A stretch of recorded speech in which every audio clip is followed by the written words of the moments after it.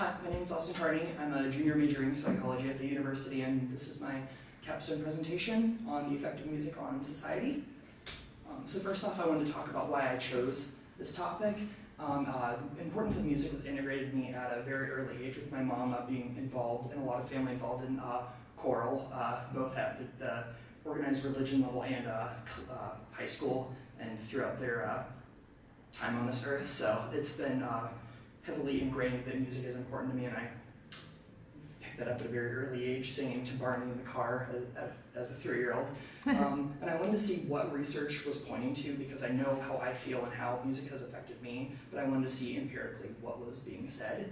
So my major is psychology, as I mentioned before, so I wanted to see what psychological studies and the researchers in the music of psychomusicology were talking about with music. We already know it's a very important part of everyone's everyday life, but I wanted to see statistically if there was anything significant found with the relationship of the effect of music on people in our world.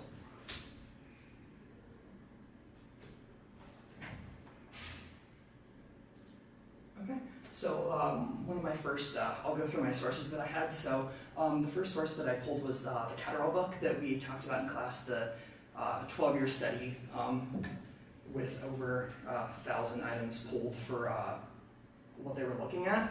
So it was trying to determine in this data set, it was a secondary source, whether involvement in the arts of any kind, theater, music, or painting, affected or had an impact on any outcomes of a person's life. And they checked in at ages 20 and 26 after high school. And the data found at age 20 that participants who were considered high art, and they also had a low art group, regardless of economic status, were significantly more likely to be involved in performing arts and participate in religious activities compared to the low arts individuals. And each group of the participants was as likely as the other to be involved in other things such as sports, so there wasn't any difference in that realm of participation at either check-in. And this also found that the high arts participants were much more likely to be involved in any type of volunteer work versus the low arts group. And I'm not talking 10%, it was more in the 20 and up, so it was a wider gap marginally. And the high arts group was also more likely to be involved in their communities, even at a civic level, such as registering and likely to vote after being registered. The low arts group at age 20 was significantly less likely to rate strong friendships as being important as well. So I found that interesting, just a little anecdote of what they found with the 12-year study of thousands of people being assessed across the nation. And also by age 26, more than 70% of high arts group reported attending college after completing high school versus 50% of the low arts group. And this is in any capacity, whether it be for a semester, any type of institution, whether it be a 2-year community college or a more traditional 4-year institution. And Oosterhoef, Kaplow, Raylake, and Gallagher in 2017 found that participation in activities such as organized sports, clubs, and etc. overall increased the participants' peer support, greater adult and teacher support, and self-esteem as well. And researchers also found that the duration or length of time involved in the organized activity, greater academic achievement or success, and parental warmth was also related to higher peer support. So indirectly, the participation they found was linked through different circuits to have greater academic success and support overall, and also a warmer household environment too, which could foster more growth. My third source, Court Butler and Hagewin in 2011 found that they performed an analysis on using pre-existing data, so the Catterall book, this was a secondary source. This data was used to look at activity involvement in adolescents and the effect that this involvement had on their self-esteem specifically. And they found, regardless of race, sex, or socioeconomic status, that any type of activity involvement, but especially true for sports and what they called mixed involvement, which included sports and other activities such as clubs and extracurriculars, more organized activities. They found that self-esteem in these individuals was significantly higher than those who didn't have such involvement, especially at younger ages, because it's been reported throughout this common knowledge that adolescence is a major time of growth emotionally, physically, mentally, everything. Adolescence is the main time of when all this growth and finding yourself happens. So it's a very impactful age from what food you eat to how you live your lifestyle with activities involved. So it was really interesting to look at the impact that this had on like later life, and self-esteem in many cases has been linked to other attributes and outcomes such as academic achievement, likeliness to seek out relationships, whether it be professional, platonic, romantic, etc., and many others. So this involvement impacting their self-esteem gives them a greater chance of success later down the road in all other aspects of life.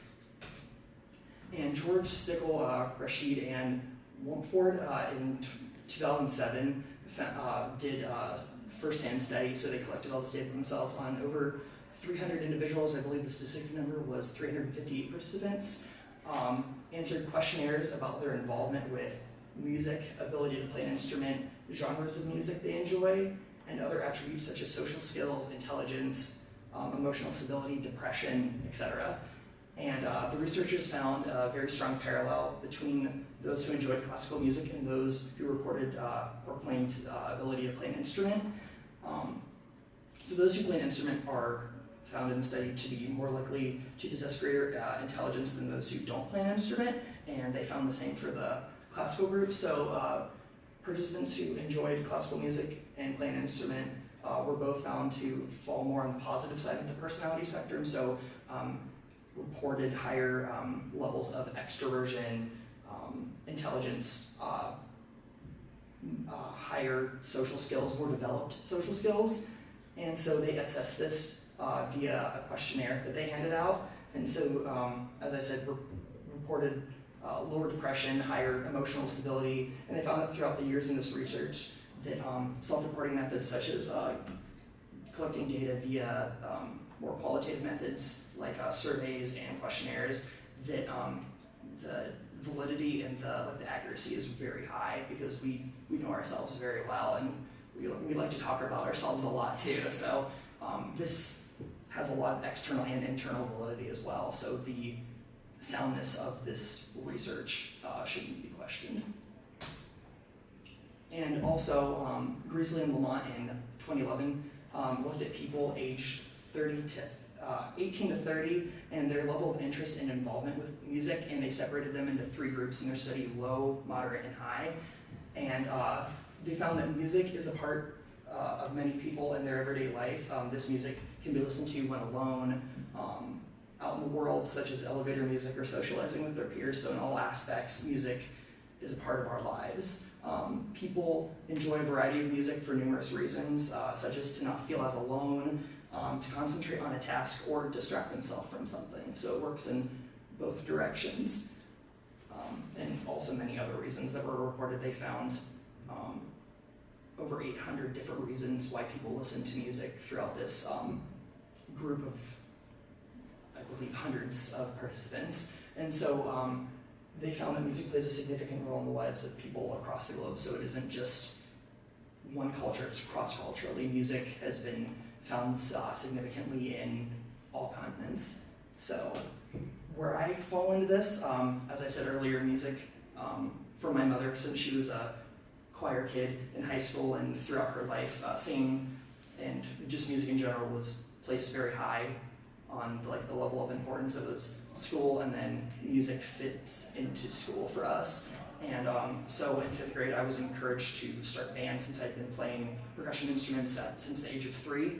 And it's just been a wonderful ride. In high school, I had to choose between choral activities or band, and I felt a stronger pull towards instrumentation. So I chose percussion, and all of my friends in high school and in college, besides, I can count on one hand maybe 5 friends that I haven't made because of, or outside of this realm of just my musical involvement. And it's really shaped me socially. And then even at the collegiate level, I've continued through small ensembles such as a steel drum band, percussion ensemble, marching, concert bands, wind bands. So it's really shaped what I do because of the early age of it just seemed like singing Barney in the car, my favorite soundtrack with my mom, driving through the streets of the country, but it's grown into so much more and even opened up a lot of leadership opportunities at the collegiate level. I'm involved in Kappa Kappa Psi on campus, the national band fraternity, and I am the vice president. So I'm involved with taking our chapter and getting our name out there at the district level because we have over 200 active chapters. So, and our goal is to strive for the highest and serve for the bands. So being involved in that and also being responsible for membership education for new incoming members of the importance of what we do. It just seemed, because a lot of what we do is backstage even at the University of Mount Union, so it's really given me a lot of opportunities that I wouldn't have had otherwise if I wouldn't have chosen at age 11 to be musically involved at an organized level. And for the future, I don't see myself doing anything else.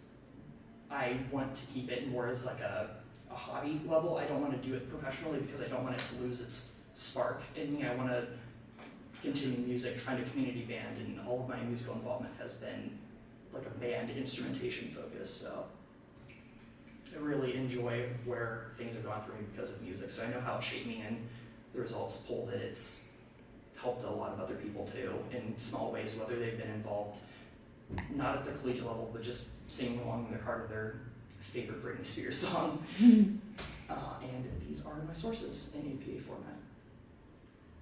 Thank you. Thank you. Any questions for Austin?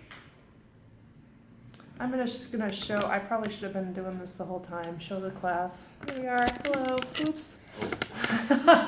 There we go. All right,